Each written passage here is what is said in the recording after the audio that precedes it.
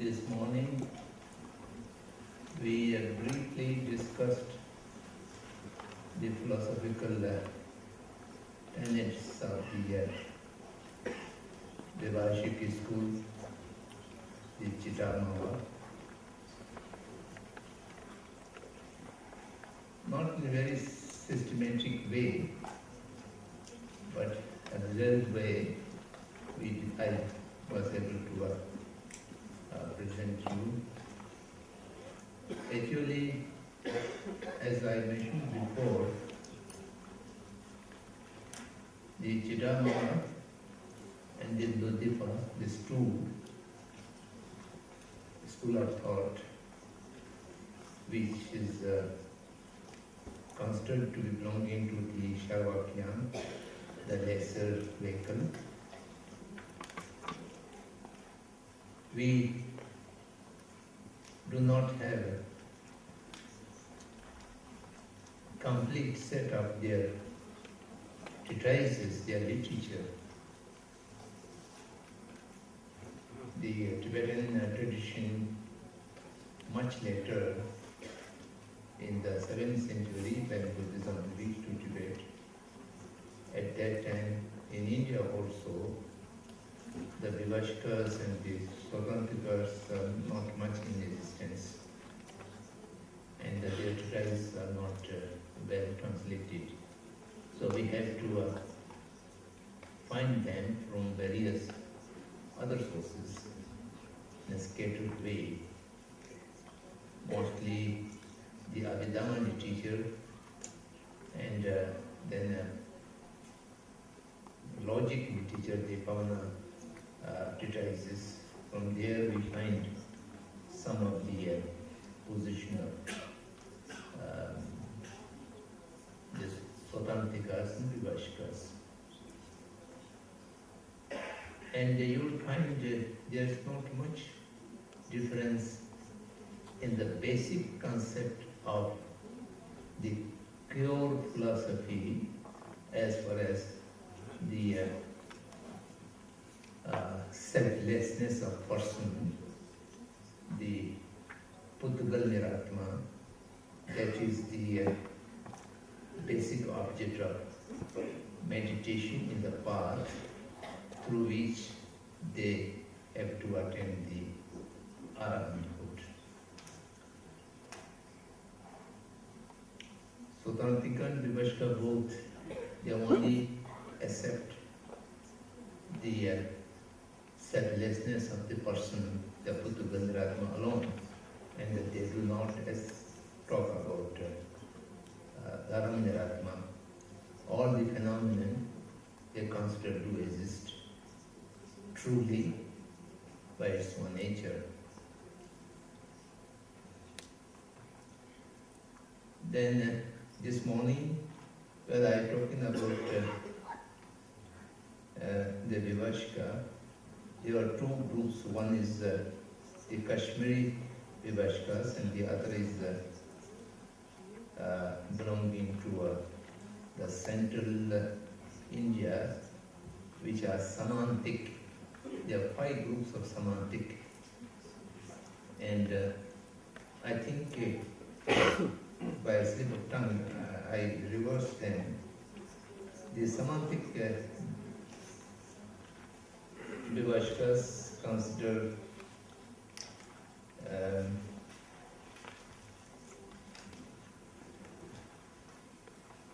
the combination of the 5 skandhas as a person, and the Kashmiri Vivashkas, the continuum of the consciousness, the Vijnana, continuum, the Vijnana is the person. So I have told you the reverse one.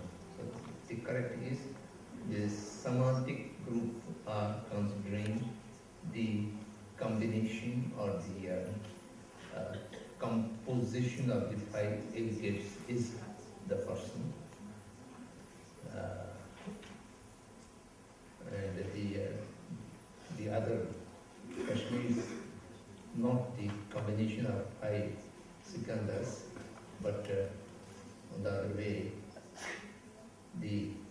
stream of consciousness, the continuum of consciousness is the person. Identification of person is important in various school of thought, because that is basis on which the potential of karma is carried on, and then it gives result in after many lives. So the identification of the existence of the self.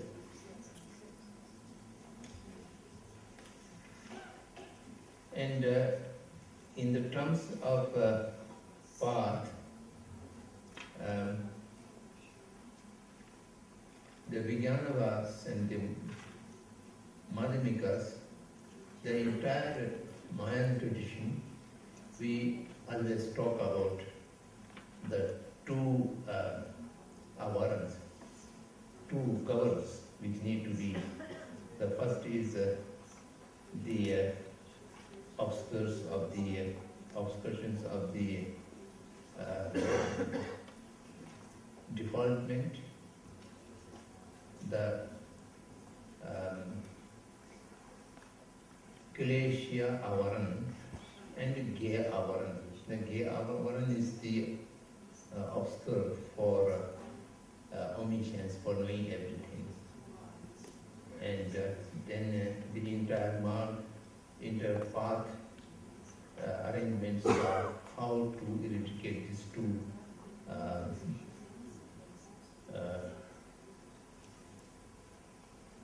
obscures which need to be eradicated. But in this Vivashik and Sutantik, they have different terminology. The different terminology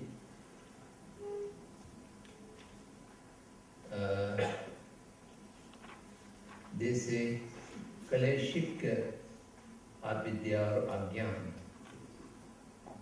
and Akleshik avidya or agyan. Both are equally. Kaleshik avidya or Kaleshik agyan, Nyumun change Mishiba or Nyumun change Maripa, Nyumun change Maimbe Mishiba, Nyumun change Maimbe Maripa. So the Arahantas and Pratik Buddhists, they eradicate only the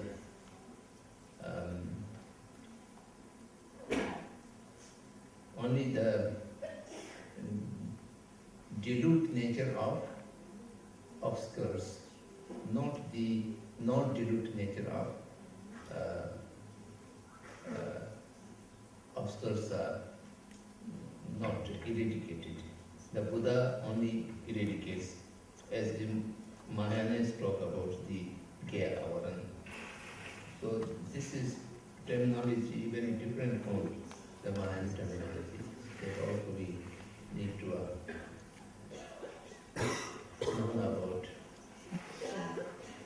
Then a very unique position taken by Vivashiks, and also it's seen with the majority of the Swatantiks, is that even you achieve the cessation of all defilements of the mind, the delusion of mind, but you are not entered into non-residual liberation.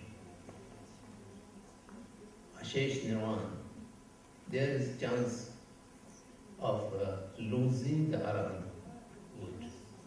Among the Arahantas, there are certain kind of Arahanta who achieved Arahanthood, and then due to certain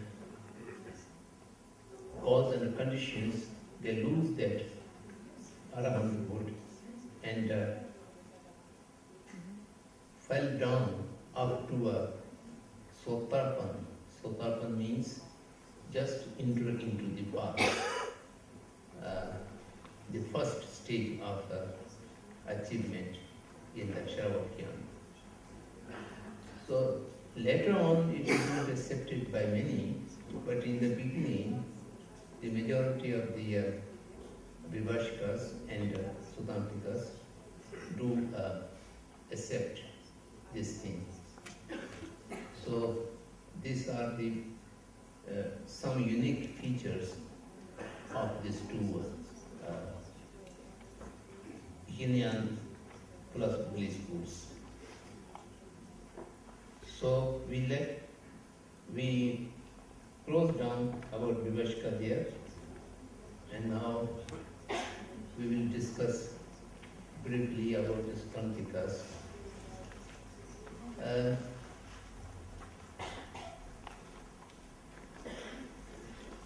One thing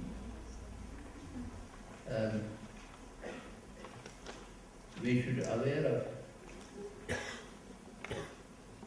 is that the Tibetan commentaries which talk about both of the schools, Vivashikas and Sutantikas, this reference goes to the later literature after Dignag and Dharmakirti. The most of the things are referring to that. And Dignag and Dharmakirti are quite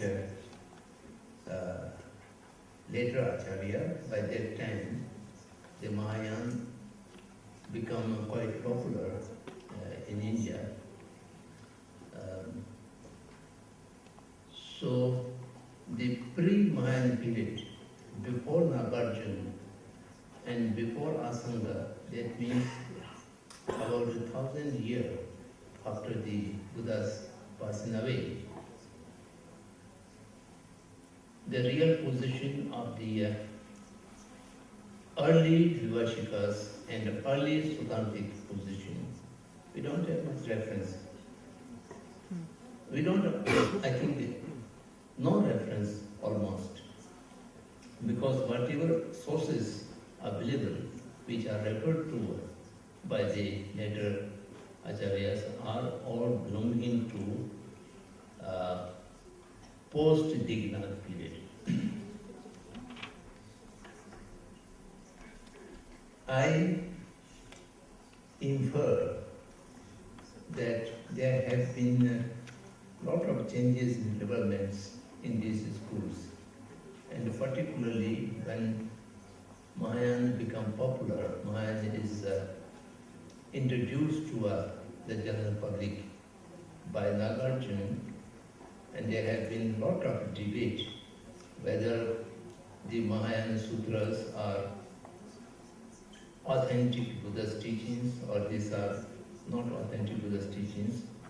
This discussion went on for about 40-50 years in India, quite sharply. And for that, the Nagarjuna and his disciples have to write extensive treatises to argue, to prove that Mahayana sutras are belonging to Buddha's teaching. And during that period, I think the early Vivashikas and early Sutantikas have taken more clear positions to defend their own school, their own philosophical tradition. So this we do not have much clear account. And apart from that, I always wonder why the Indian scholars and also Tibetan scholars, they always count Vivashik first and then Sutantic thereafter. I don't know whether this is exactly sequence of their history, chronological way of historical development, or it is just a random. By the name and by certain positions, to me it appears that Sutantikas are earlier and then Vivashikas come later on. Vivash means a commentary of a different kind. Chida refers a particular, not a general, and a particular way of commenting on Abhidhamma literature or Abhidhamma Sutra, Abhidhamma Pitaka. That is the great Vivashya. And a great Vivashya or Vivash Sagar, who referring to that treatise are called Vivashik. And before that, generally the sutras, the Buddha's teachings, are commented in very common way, in general way. And then when Mahavivash comes in existence, then there is some different way of interpretation. This is my inference. I don't know whether it's correct or not. But all the scholars, when they refer to these two schools, the Vivashik comes first, and then Sutrantika comes later on. So now Sutrantika, the meaning of name is who follows the sutras. Sutra means Buddha's own teachings. In Tibetan, we have the expression Katam Tenju. The direct words of Buddha is considered to be Ka, and the commentary is considered to be Tenju. So in Sanskrit, the Ka refers to Buddha Vachana. They always come together. Vachana is Ka, but Buddha Sanjay Ka in Tibetan, not necessarily. Only Ka is just referring to the Buddha's own words. And thank you, Shastra. Shastra means written by other scholars, other than the Buddha himself. Commentators written, this is Shastra. So Buddha's own teaching is divided into two, Sutra and Tantra. The Vajrayana teachings are called Tantra, and the Paramitayana teachings are called Sutra. So who are directly referring to Sutra, or there is another way of interpreting it, who consider the sutras as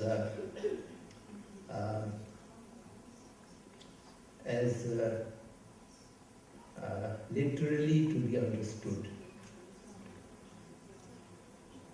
Later on, the tradition of commentary on Buddha's teachings, they differentiate the Nitarth Sutras and the Niyarth Sutras.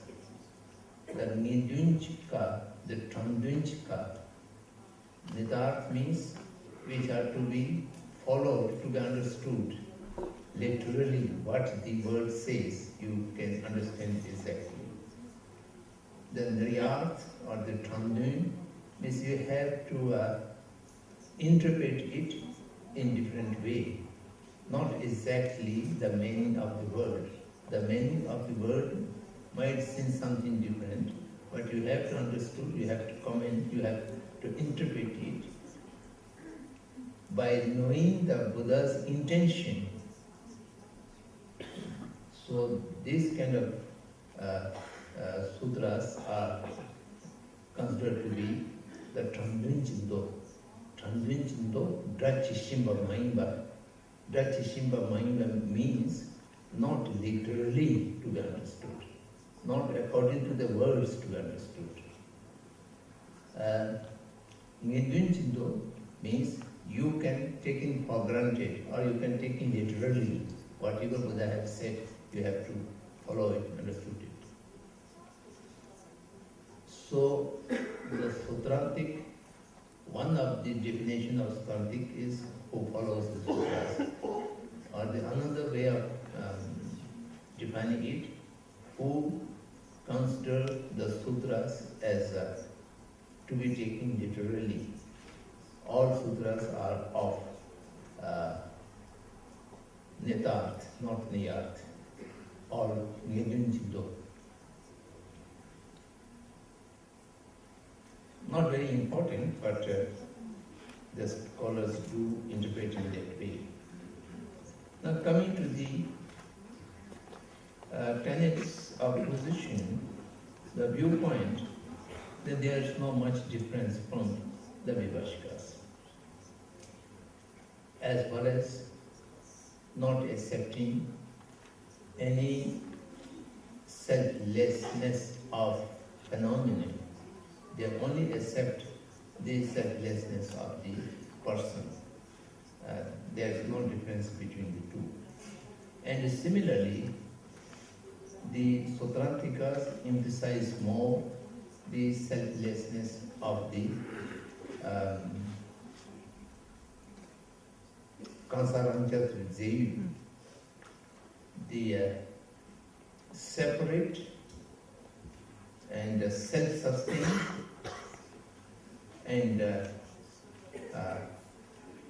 substantially exist of a self which is not designated on either of the five aggregates or the combination of the five aggregates. A separate I or separate self than the five aggregates. This is very similar with the Vivashika. That is to be negated. And the negation of that kind of self is the selflessness of the person, and that is the opposite of the avidya, the first link of the Dwadash, the 12 Patisampad name, Patisampad sequences. Then there are differences in the conception of the categories of mind.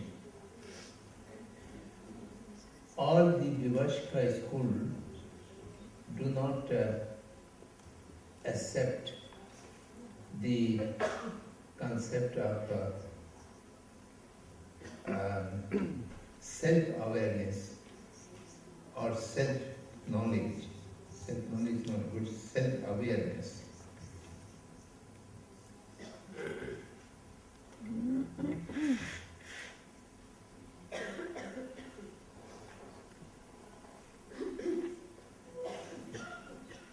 Swasambit is a Sanskrit language, Swasambit, and in Tibetan language, Rangli Nunsun, that is perception of a mind which perceives the mind itself. When you have a perception of a color, the eye consciousness perceives a color, and at that moment the perception of blue color by eye consciousness, there is a perception with the eye consciousness which perceives the perception of the blue. And this is called as Rangli. The old Sinzamba tradition emphasizes this a great deal because according to their philosophical thoughts, this becomes necessary. If you do not have this kind of mind, then you cannot remember the seeing or the hearing or the perception, whatever you perceive, which cannot be recalled later on. It is able to recall later on because there is a perception of the mind, of the perception itself. This is self-awareness, or some other people use a perception or self-perception, self-awareness. self-awareness do not refer to the self. We're talking about the self as I. The self-awareness is the sensory mind, the perceptive mind. When it's perceiving something, that perception need to be perceived by some different facet of mind. That is called Lerabling, that's called the self-awareness. The Swasambedina or Swasambit. The Sutrantikas very firmly say, yes, there is a Swasambit. The Swasambit is a very important part of the mind. Then the acceptance of external existence, external object, is the same with the Vivashik. There is no difference. Now, the major difference between Sautrantic and Vivashik is their definition of two truths: the ultimate reality, ultimate truth, or the relative truth. And here, in Sautrantic school, they do not talk about with the Sautrantika. They have different way of perceiving or making positions about the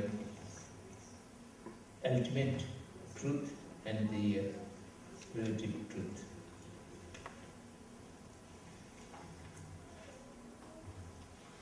They are of the view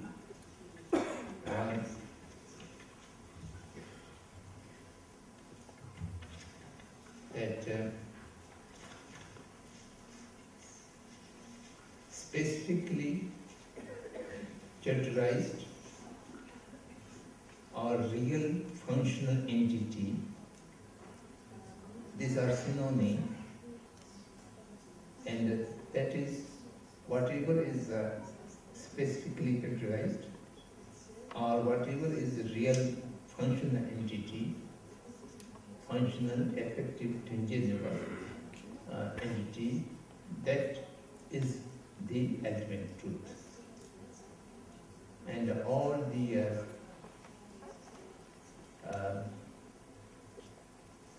composed thing which are perceivable by sensory mind and which is usable and which gives a result, all these things are of ultimate truth. Then there are other things which are not specifically characterized. Chisen, that means generally characterized, or something but unreal, not real functional entity. These things are the Samvit Satya. The Vivashika says, when it decays, when it disintegrates, then you lose the identification that is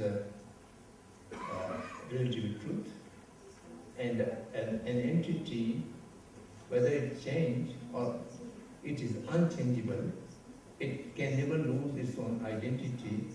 That is ultimate truth. So this is different. The entire way of looking at it is different. They think that specifically characterized real functional entity, ultimate reality, all these three are synonyms. and generally characterized not really functional entity, but something exists. And Samrit Satya, the relative truth, all these three are synonyms. So this is the only difference between the Sautrantics and the Vibhashiks. Now Sautrantics also in two groups. One is the Sautrantika, which are followers of the scripture. Agam Anuyaya Sautrantik. Agam means scripture and Anuyaya means follower. A Sautrantik who follows the scripture, and the other group of Sautrantik which is called Yukti Anuyaya Sautrantikas. Yukti Anuyaya means the followers of the logic or reasoning, rationality. So among these two groups, there are not much difference in their philosophical tenets, but the only difference is that the followers of the scripture, they consider the continuum of the aggregate, all the five aggregates. The continuum of all the five aggregates is the self, which do exist. And the followers of the logic, they say, no, there's no continuum of the aggregates. Only there is a continuum of the Mano-Vijnana, the inner consciousness. Each namshi, inner consciousness has a continuity, and that is the self. One shall have to identify that as self. So, apart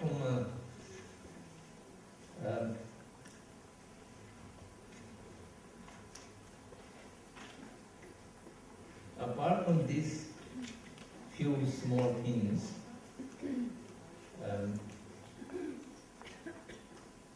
there's no difference between the Sautrantikas and the Vibhashikas. And among the Sautrantikas, a major portion, a majority of them do not accept a liberated person who can held down. But there are small group within these Sautrantikas also. They do agree with the Vibhashikas. Yes, Arahantas, liberated persons, can again come down a certain level. Of course, they will not become a kind of bondage again. The Arahant hood can be loose, and they have to be again practice the entire path.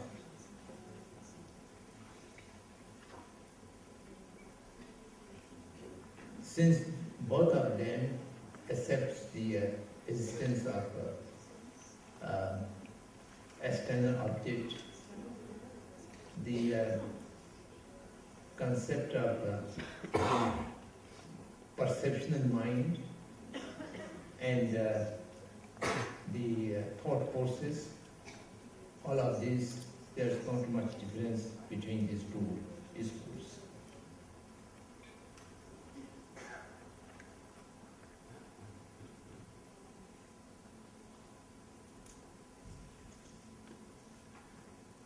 I think this much is sufficient to introduce the school of Sautrantikas. It is famous and it is referred by all scholars. Otherwise, in reality, there is not much unique characteristic or positions by this school. This is very near to the school of Vivashka, or otherwise the Vivashkas are very near to Svantikas, we can say that. Svantikas become more popular after Dignag and Chandrakirti appeared, and they have written extensively the treatises of logic. We call it the 7 sets of the logic treatises by Chandrakirti, and then they extensively dealt the position and the system of the relation between word and its meaning, and thought and its object. So this we call it Shensil and Dayul in Tibetan language.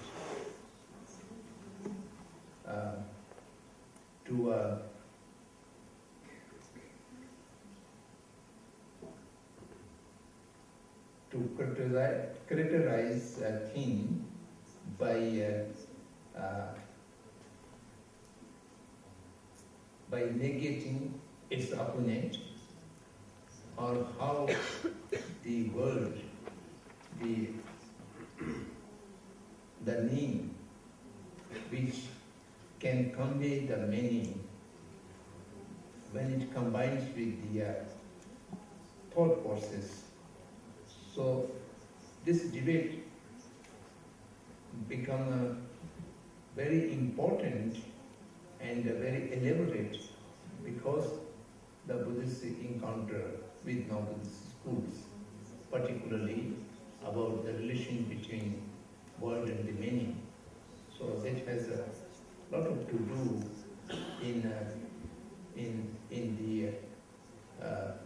in the context of establishing all composite things are impermanence.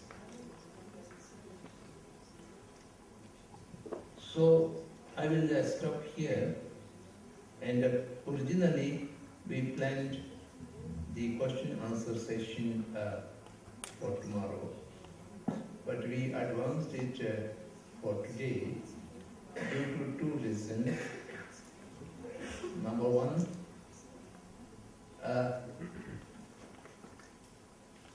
introduction to Sutrantika school does not need much time, because we have discussed all the necessary things this morning while talking about the Vivashkas, and the Sutrantika is not much different from it. So that's one reason. If I go into the next step, the Vijnana, then it will take much more time. So therefore we may not be able to reach to a stage where we can stop and take up the question answer. That was one reason. And secondly, Sujal Rinpoche remarked that he was watching our discussion. So he remarked that it is a bit one-way traffic. There should be some interaction. So it should not be completely one-way traffic. So we preponed the question and answer and discussion session for today. So I stop here, and I request to read the questions slowly and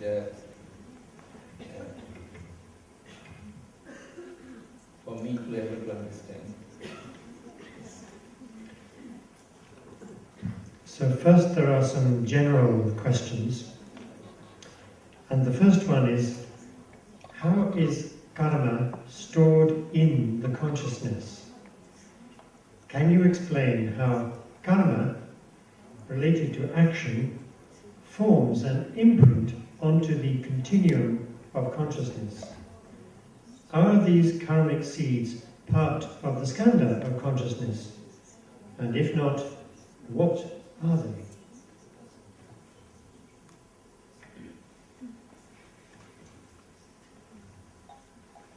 This question is not very general. It is a very peculiar and pertinent question which have been asked by many scholars in the past. And due to this question, the Vijnanavads have to increase the number of consciousness 6, 7, 8. So this is really a pertinent question. So since this question is taken up while we are still discussing the Sutrantik, so I will not indulge into the Madhyamik position. When we reach to a Prasangic Madhyamik position, then it is a bit different. Up to Prasangic Madhyamik position, we have to deal with this question a bit differently. While I was quite particular to mention to you the different group of Vibhashikas and Stantikas accept what is the self which do exist. This is necessary for understanding as the carriage of the karmic imprints.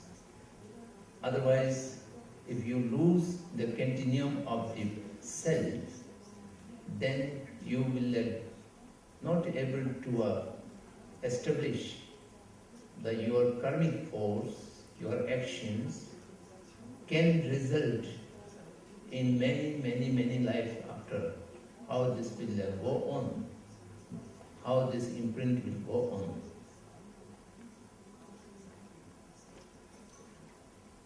So therefore, this is a very pertinent and important question for almost every school. Now the first part of the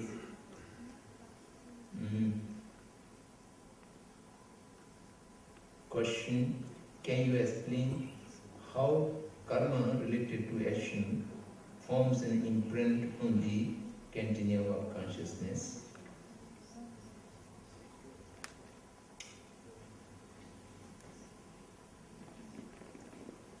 All actions are generally, in the Buddhist concept, classifies into two groups, Simbele, Sambele. The Simbele refers to those actions we just conceive in thought or in mind, did not expressed through voice or physical action. Only forces of mind is belonging to the first category of karma. And when it is expressed to vocally or physically or even mentally, in the mind also, a stage of conceive and a stage of express. There are two different stages. Whenever you completed the action, if we go into detail, all actions have 3 or 4 components, and all these components together, then you complete a force of action.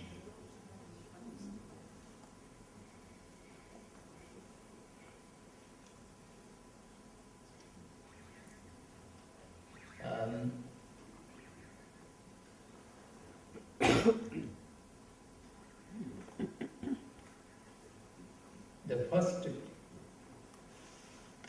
component is the kurung, the intention in the mind. And the second component is the outside object, to where or to whom this action is to be performed or expressed. And then the third part is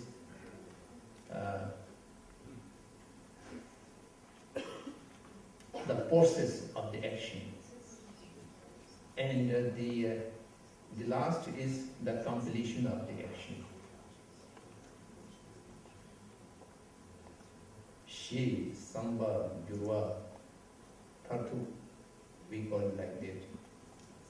The ground, Shi means the ground on which the action is to be performed. Then the second, the intention. What kind of intention pushes you to that action? Then the process of the action itself, and then completion of the action. So, if there is, the ground is different, Samba, Gyurva, Thatu, the intention, the process, and the completion. If these three, all these three are explicitly completed, then that is a forceful action. You have done something completely. There was an intention and not the process and not the completion, only intention. That intention also, the part of the action, even the process and the completion were not there, the intention itself can create a negative or positive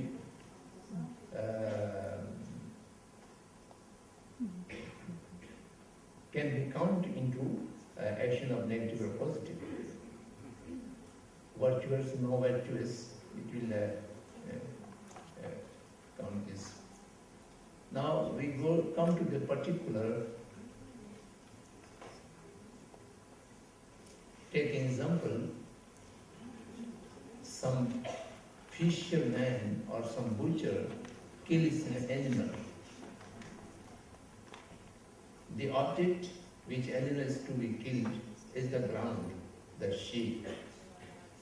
And then the intention of the killing is the second part, and that intention is also two different natures. One is the what kind of development, and the other is the willingness to do the act. For example, killing an animal, there are three different kind of mental development. Out of hate and anger, if you are hungry to a dog which bites you, or you are hungry to snake to which you are afraid of, and you kill it, the vital part is come out of hate or anger. And you are killing for the sake of meat, or for the sake of fur, or for the sake of something that is coming out of greed or attachment. And a certain killing, such as Some traditions have killing animals in the ritual form as a sacrifice.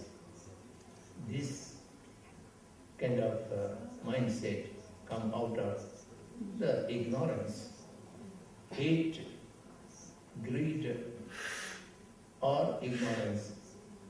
Any one of this mindset can initiate the act of killing.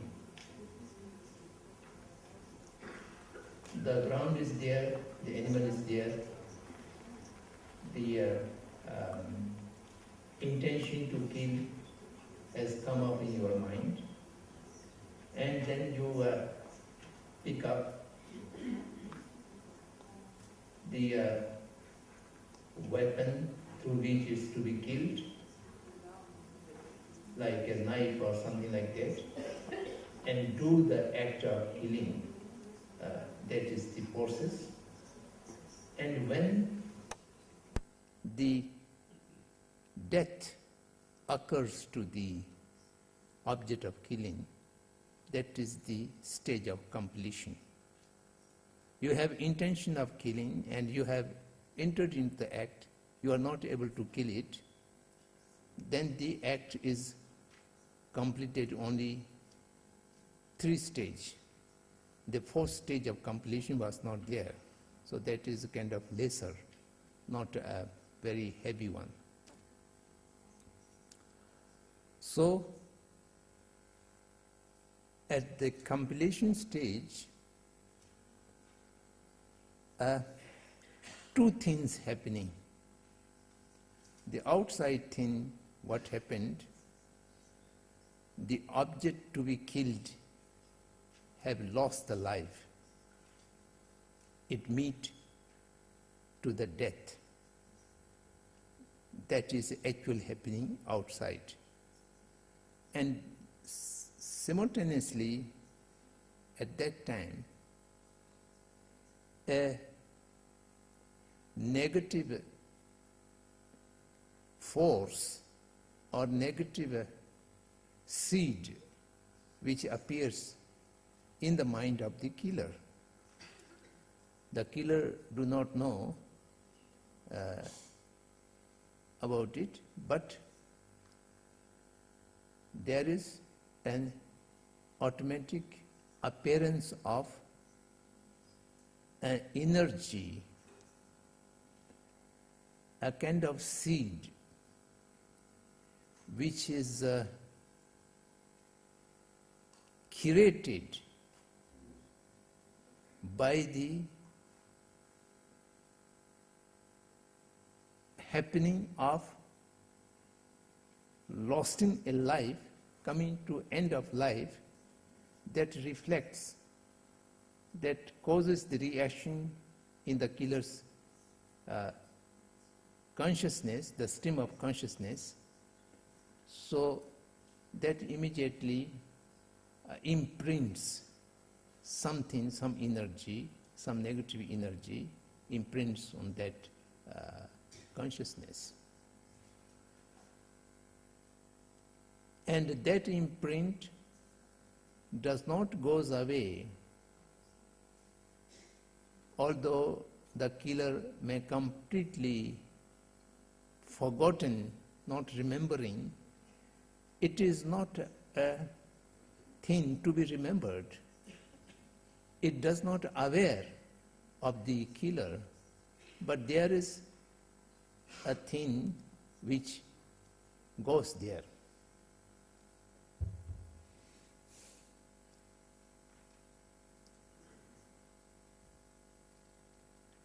How a seed of flower become a potential of reproducing that plant, it is difficult to explain. A flower flowering, and then the petals fall down, decay, and there is a process to maturing the seed. It may be very small, a huge tree seed can be so small, even invisible. That kind of seed has accumulated, attaining the potential of reproduction or something effect.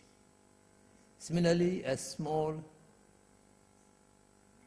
portion of leaf or flower which has the potential of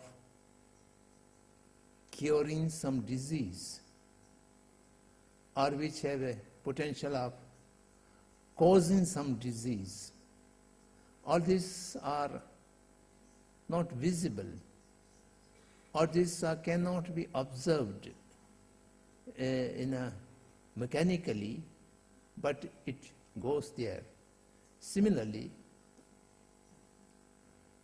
for example, the maturity of the seed of a flower, maturity of a seed of a tree, that has many external conditions.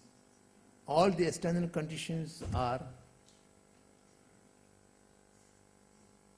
come together. That condition gives the majority of the seed, and where the potential of reproduction is automatically emerged, developed.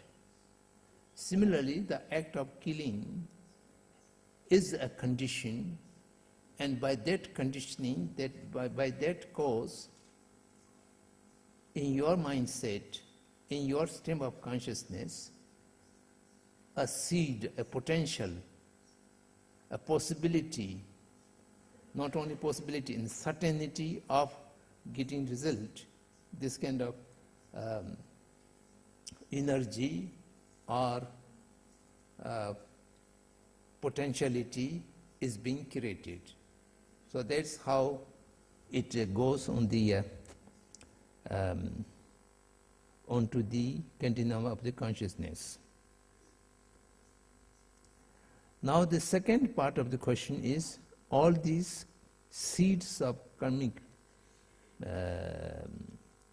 is the part of the skandha of the consciousness. Now the expression part is difficult to explain.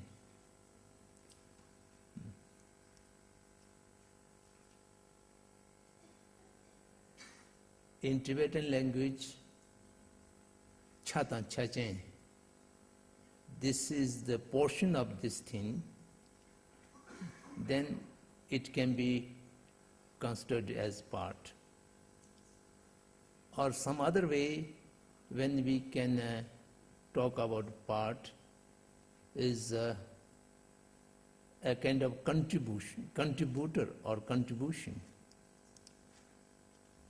So in any way, it remains on the skandha, of the vijnana, but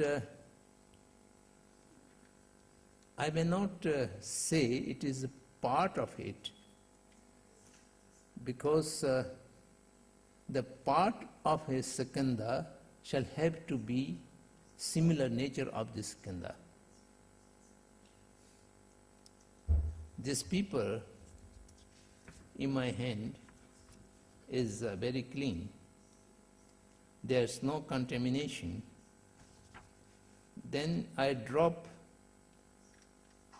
a drop of oil on this, and it will contaminate the paper, and that oil may be spread slowly, slowly, slowly on this paper, and then I cannot wash it for.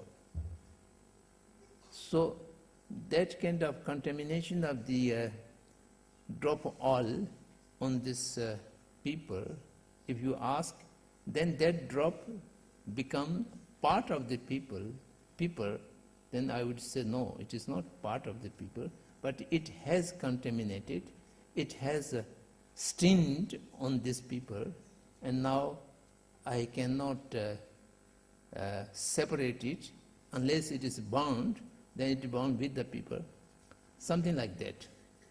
The contamination of that energy on the consciousness, the skandha, it may not become a part of the skandha because it is not a nature of a consciousness. It's something different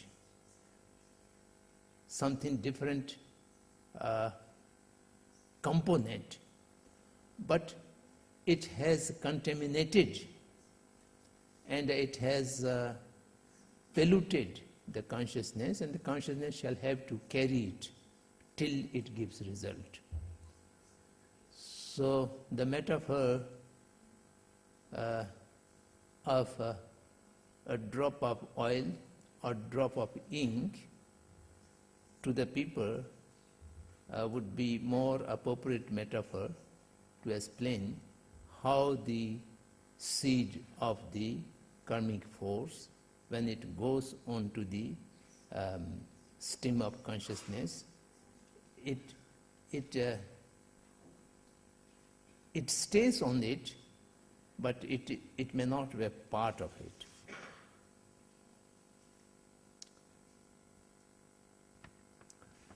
If not, what are they? If it is not part of the consciousness, then what is there? It's still a force, an energy. It does not have any form in accordance with the Sutantika, Vivashka or Vijnanabhava. In the Madhyamika, it has its own form. That's a different way. We will talk later on. But at this moment, that is a invisible, intangible, formless kind of a seed. So that is only a nature of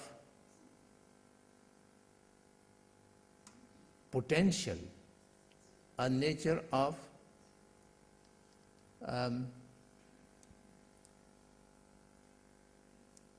force which the consciousness carries. So what they are, if this question is referring to it is a consciousness or it is a no consciousness, then of course it is no consciousness. It's not a consciousness. All the seed of karmic force, never a consciousness. But consciousness is the basis on which this seed carries. So I don't know whether I able to answer this or not, but I shall have to stop here.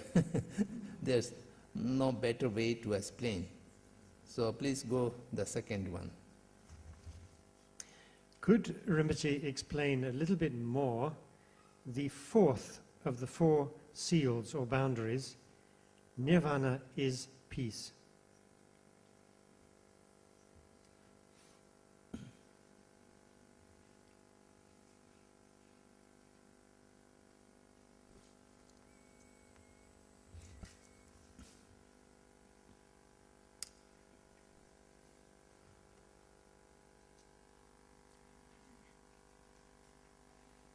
Tsongkhapa has said a very beautiful sentence.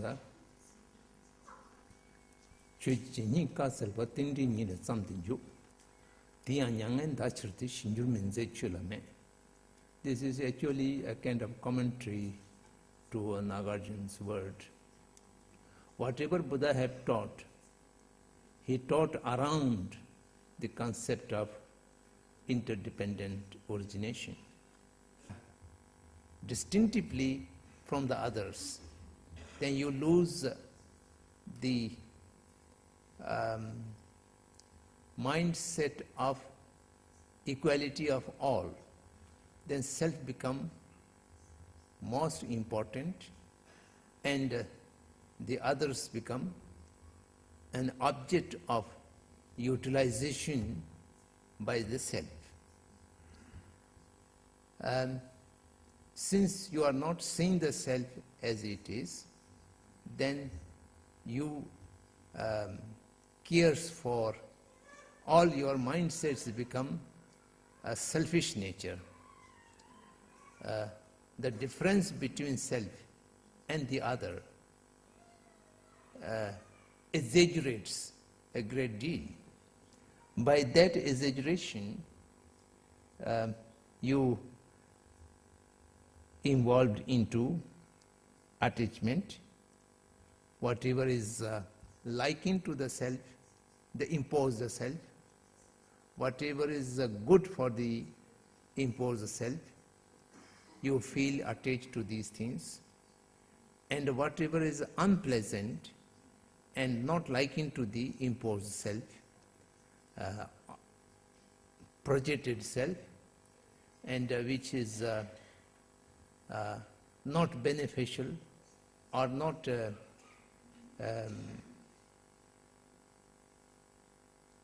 compatible with imposed self, then you feel the aversion.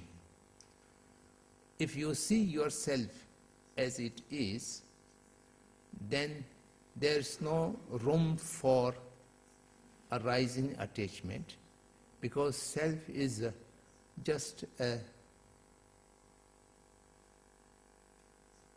designated thing which does not have an independence existence, and its existence need to be depend on a lot of other things, and therefore you will understand the importance of the other, and you will understand the equality of the all sentient beings.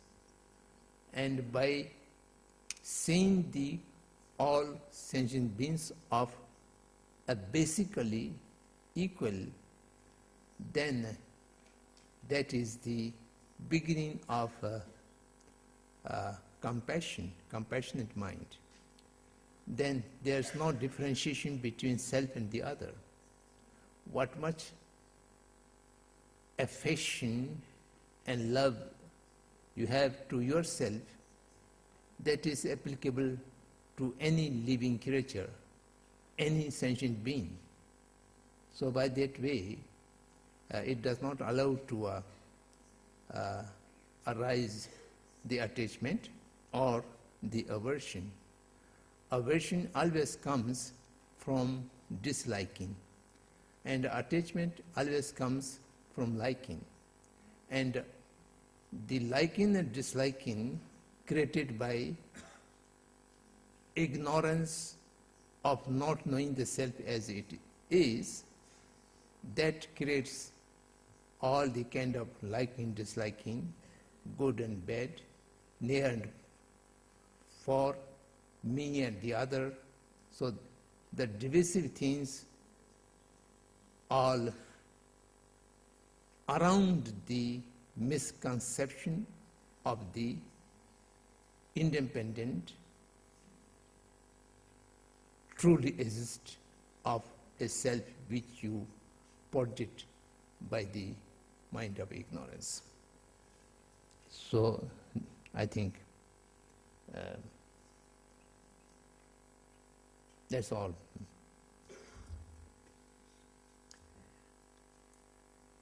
The next question is about putting an end to the 12 links of interdependent origination. Why is ignorance the only place that we can stop the chain of interdependent origination? Why can't we, for example, stop craving?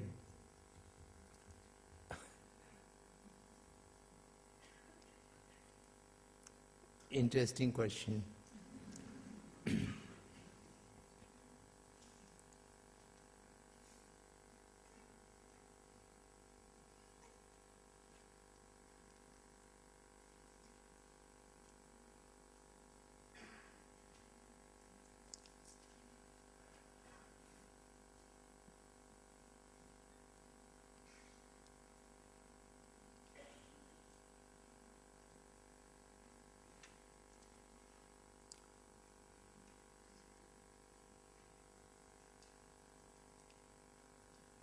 There is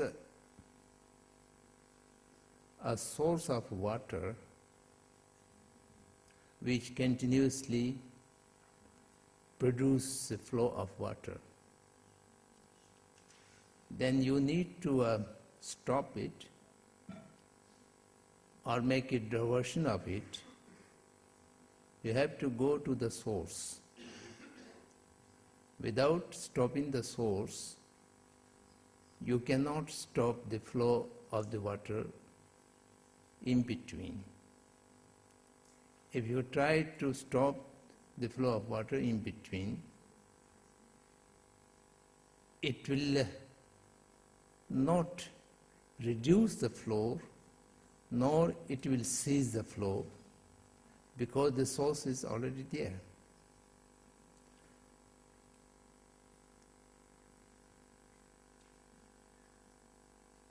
A tree can be cut at branch and it will regrow. Cutting branch does not mean the entire eradication of the tree. There are many fast growing trees or cripples. As much you cut its branch, it will again regrow. That is a natural process. We can stop craving by a number of different methods. We can reduce the anger by practicing the loving kindness.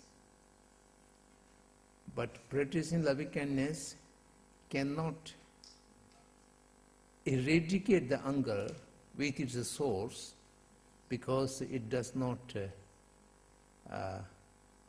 exactly contradicts the ignorance.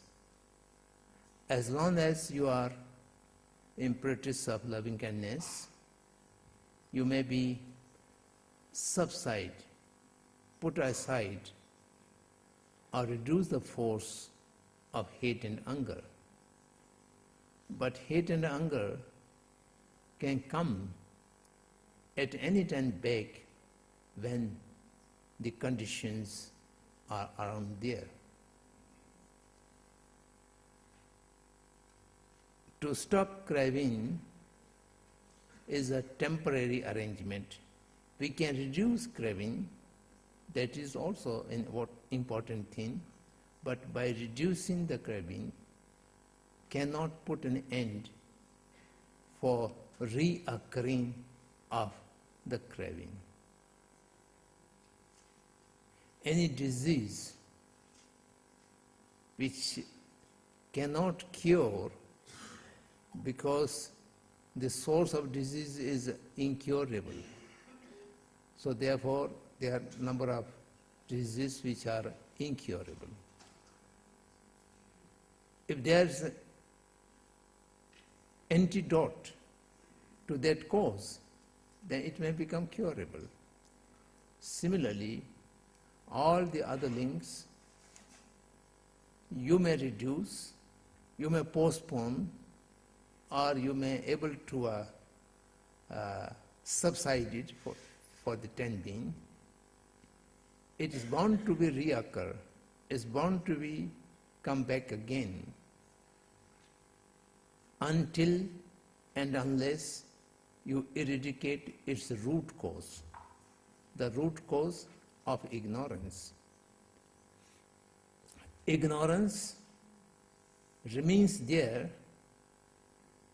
It also difficult to reduce the rest of the links, because it always interferes by the ignorance, and ignorance always produces the division. And as long as the divisions are there, then the rest of things very difficult to control, postpone, subside, repress, whatever it may be. whatever you do, that is of a temporary management, not eradication of the source. So I mean, there is no way to stop craving unless and until eradication of the ignorance. You can suppress craving, you can reduce craving for the time being, you can postpone craving, but you cannot overcome, you cannot permanently overcome to make the craving unable to return back. Sooner or later, the other conditions are arrive, then the ignorance is already there, so the other things will automatically come back. So that's why we have to stop right from the beginning. The root cause, the main source, that's the basic origin. Unless the basic origin is do away, there's no way to stop the other links. And if it's not enough to explain through words, experientially you can try.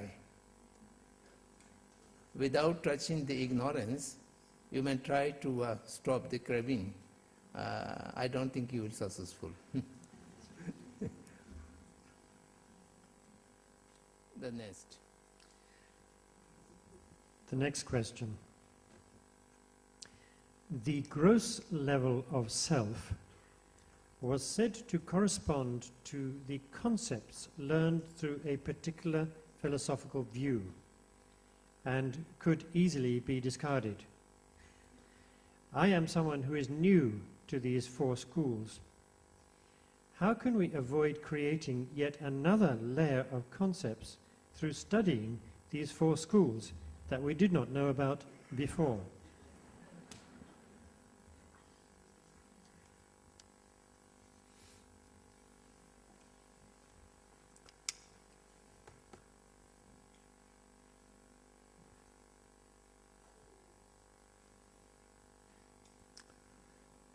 Very big and pertinent question. I don't know how to deal with this question.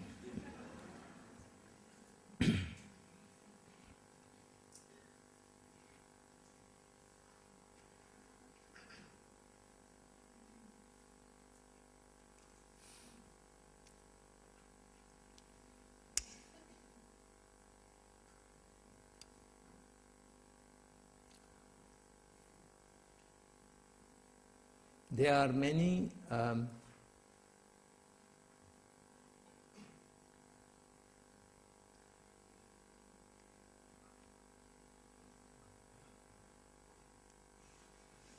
sentences which says the eradication of all the views. Acharya Nagarjuna, at the end of his Madhyamik Karika, who saluted Buddha, who have taught to eradicate all kind of views and all kind of concepts. Kanki thusi nyusone tawa thamche pambichir. Tambechu ni tunjebe kodam dela chatsala. Eradicating all views. So it's considered that Buddha have eradicated all views. But it does not mean he also eradicate the right view. That is the first link of the Eightfold Noble Path Buddha had taught. The views are two different categories, right view and wrong view. All the wrong views need to be eradicated, and all the right views shall have to be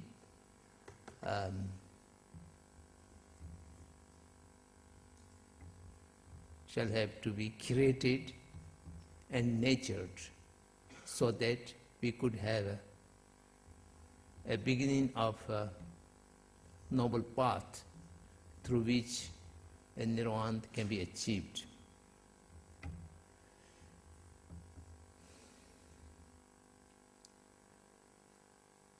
Concept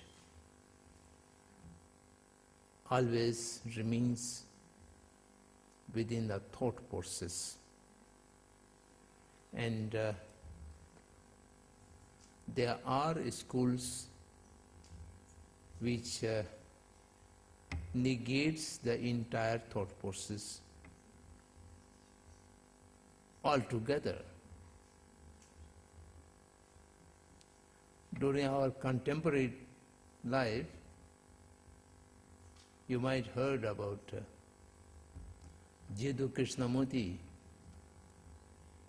I have known a session with him, and the entire his teaching deals with the eradication of all thought process. Whatever thought process might be, that is the limitation and the conditioning, so we shall have to do away with the thought process. And this is a way of communicating a very subtle message.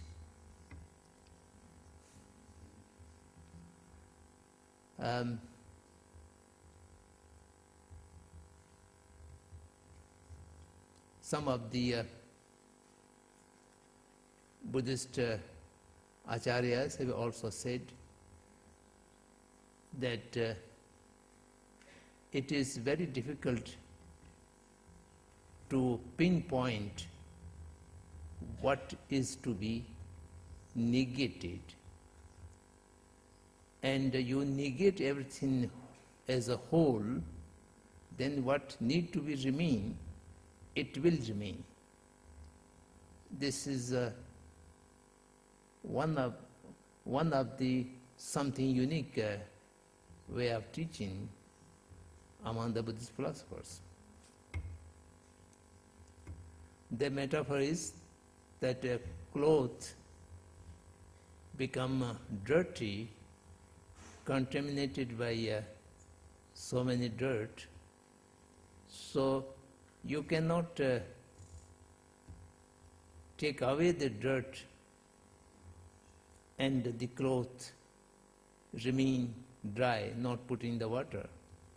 In order to wash the dirt on the cloth, you have to put the entire cloth in the washing machine. And then after washing it, what need to be go away will go away, and the cloth will remain.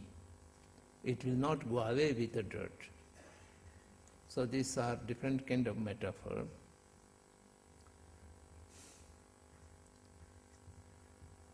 It all depends on the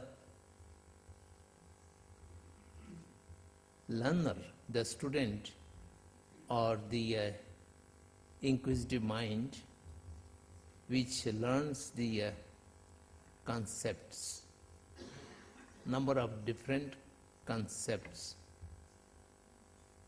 Particularly at this moment we are talking about the concepts of the 4 different schools. Now what you will do with these concepts, that is a basic important question.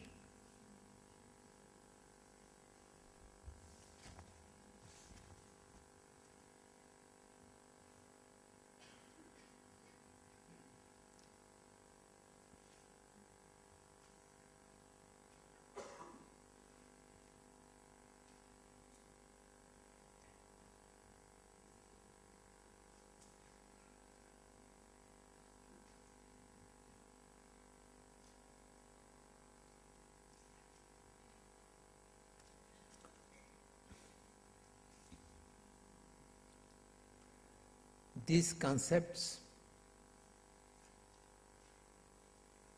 someone learn newly be used for reduction of conceptual things and get to a perception, a right perception, then those concepts are useful and the concepts are taken in the right direction. As I mentioned before, perhaps yesterday, the understanding of lower schools concepts will help you maturing your mind for go ahead and understanding of the higher schools, and gradually when you reach the highest level of the school, then all the conceptual things goes away. Then of course your mind mature to the direct perception of the emptiness, the shunyata. The source of conceptions are completely goes away. And that's why at the level of Buddha, level of Buddhahood, there is no thought. The entire mind of Buddha, the consciousness of Buddha, is in the form of perception, direct perception, without hindrance of anything, without obstacles of any kind. So that is the highest level of the thoughtlessness or conceptuallessness. But at that level also it does not mean Buddha has no viewpoint. Buddha has no perception. He has viewpoints. He gives teachings of viewpoints, and he talk about the right view. And not only the talk of right view, the right view is the first step of getting into the noble path, Eightfold Noble Path. So I think anyone can be trapped by concepts and can be elevated by the concepts. This is not depend on the concepts, but it depend on by the users. You need to cross a river, and for that you need a kind of a boat or an instrument, a vehicle to across the river. And that small boat with a motor engine, if you put it on, that vehicle can carry you across the river. That is a factual thing. Now someone do not sit inside the boat and operate the boat. You just carry the boat on your head and then get into the water. You are not going to be able to cross the river. And similarly, you may get into the boat, you operate the boat properly, sail it, and go outside the other side of the river you already crossed. Then you have to leave the boat there. And again you carry the boat on your head beyond the river, then that will again become an obstacle. It is useless. So all thought process and all concepts are like that. It shall have to be used in a proper way and it shall have to be discarded at the right point when you arrive there. So you have to know how to use them, and you also have to know when it need to be discarded. Then the conceptuals are very useful. And perhaps we were not able to achieve our ends without most of these concepts. Not the entirety, but the majority of the concepts are necessary for our spiritual journey or even for our academic journey, whatever it may be. So these concepts are necessary.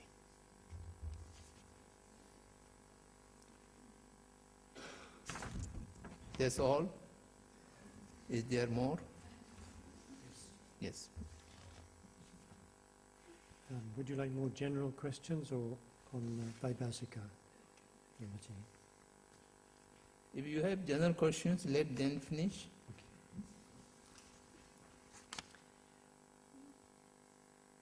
Can you explain again what you meant by the fact that Shravaka Arahants are followers of the Madhyamika?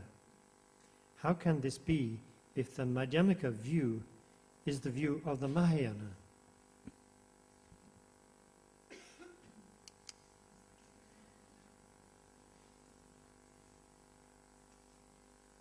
That's true. I thought I mentioned briefly yesterday that views cannot be identified with the yanas.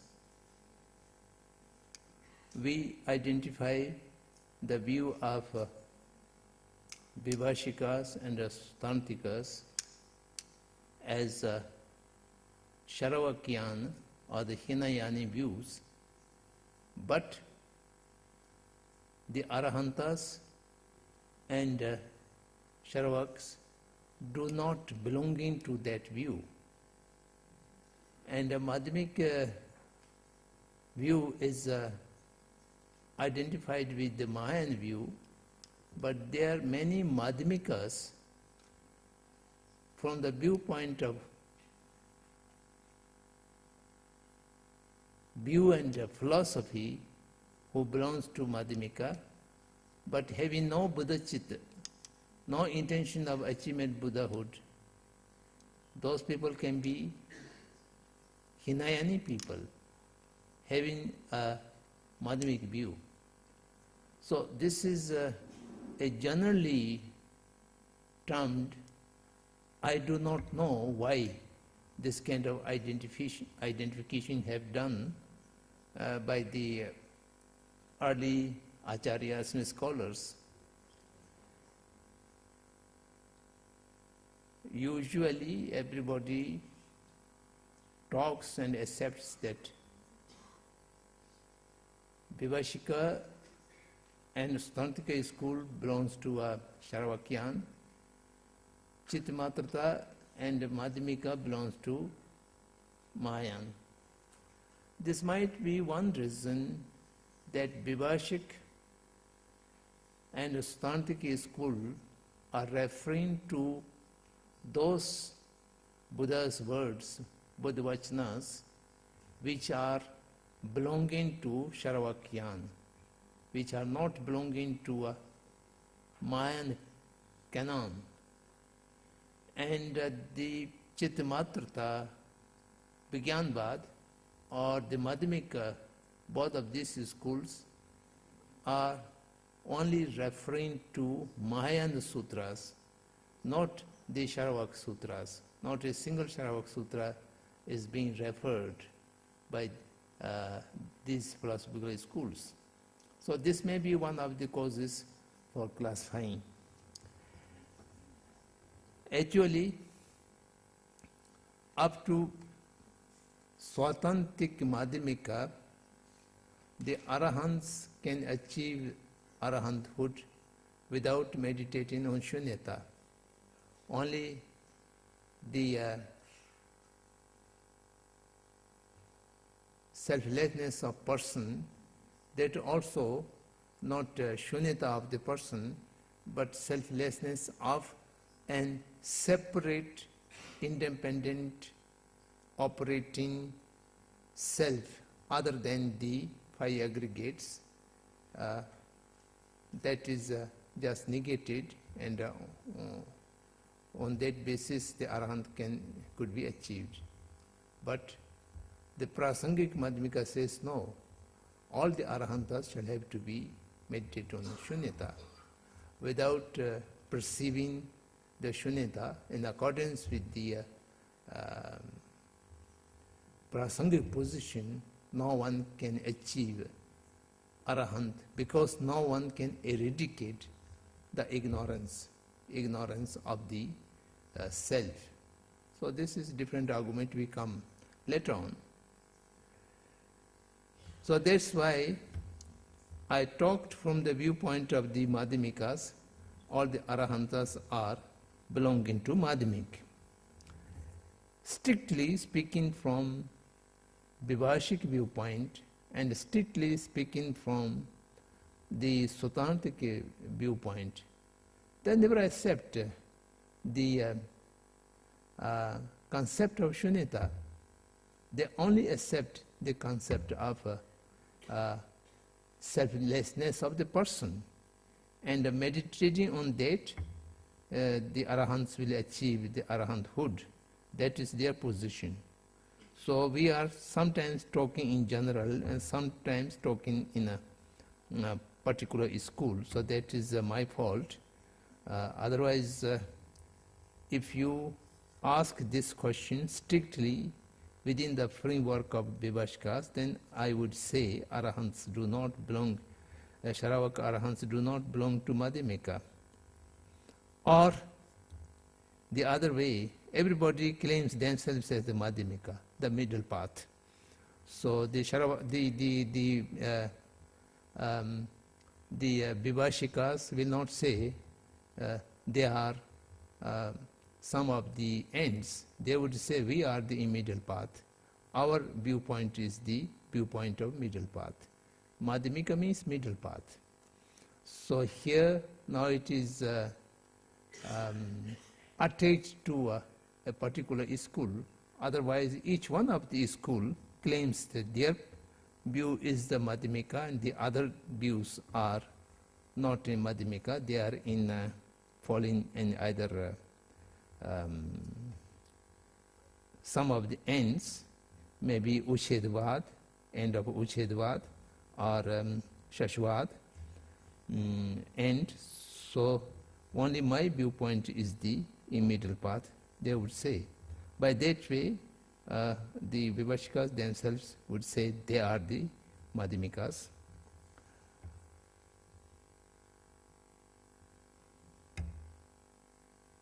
I think that's okay. Then, can we accommodate one time? Yes, the last one. Central to the Buddha's teaching are the notions of karma and rebirth, which, as I understand, are based on the existence of a continuum of mind.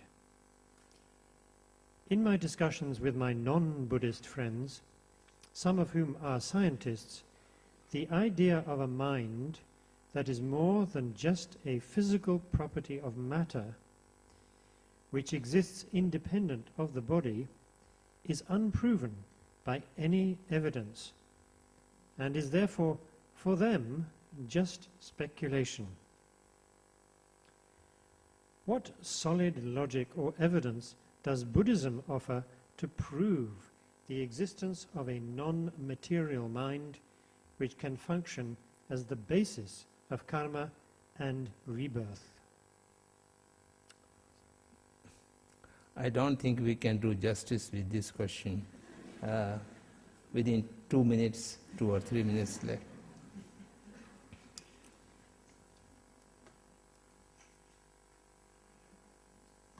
But we shall have to deal with this question within this century and perhaps in the next 22nd century. And I am of the view that if this science could progress uninterrupted, and they are able to progress in the speed what they are progressing today, I think we need not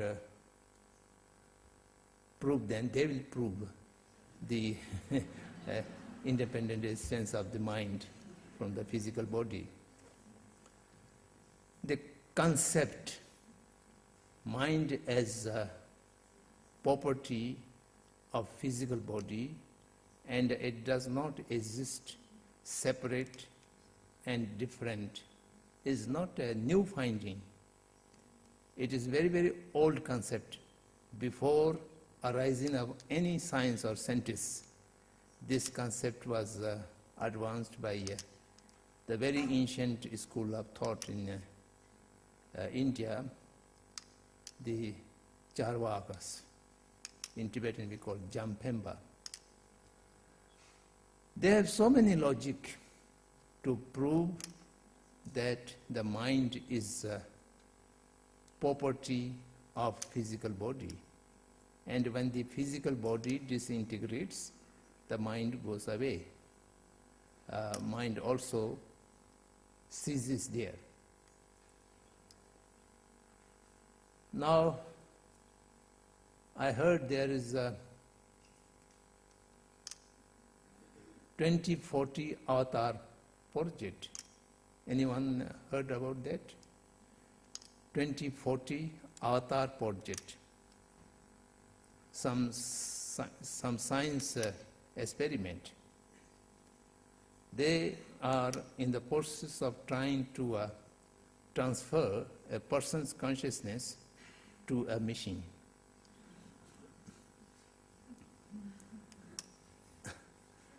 This is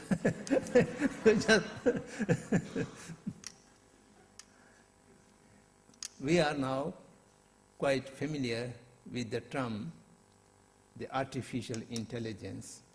In the beginning, it is very odd to hear artificial intelligence. Now we are all accustomed with that term. So we shall deal with this question in the next session of question answer, and I do not have any ready-made answer to this question, nor we will able to adequately deal with this question during a few hours session, but I can give you some hints how to proceed further in this question. So then you yourself can explore. The dialogue with scientist carried out by His Holiness the 14th Dalai Lama with the auspices of the Mind and Life Institute. Now it has for the last around 20 years, and more very celebrated scientists are taking part, and among them very advanced scholars of physicists and neurologists and psychologists. These three groups are more intense, looking into the question whether the consciousness is the same of the brain or there's something different consciousness, not identical of the brain, but there's some difference. So this search is progressing in very much a right direction, and particularly interaction with these three disciplines, the neurologists and the physicists and the psychologists. And by interaction and combination effort of these three, and which are encountered with the Buddhist science of mind, I think the unexplored things may come out gradually, perhaps within our lifetime. The science people might be talk about rebirth and previous life. I'm quite sure about that. And particularly this interesting project of the Avatar project, that may bring some very astonishing results if their effort goes in the right direction. They may draw some conclusion. I was thinking to write some article. I don't know whether I will be able to do or not, giving some advanced forecast about that project, telling that the impossibility of transferring consciousness from person to a robot. So this kind of statement may remain there, and when their project completes, so they will feedback whether the present statement is sustained itself, or they have proved otherwise, and these concepts are completely discarded or repudiated. So that can be seen. The 2040 is not far away. We are already in the 2012, and many of younger generation among us will see 2040 project. Shall we stop here? Thank you very much.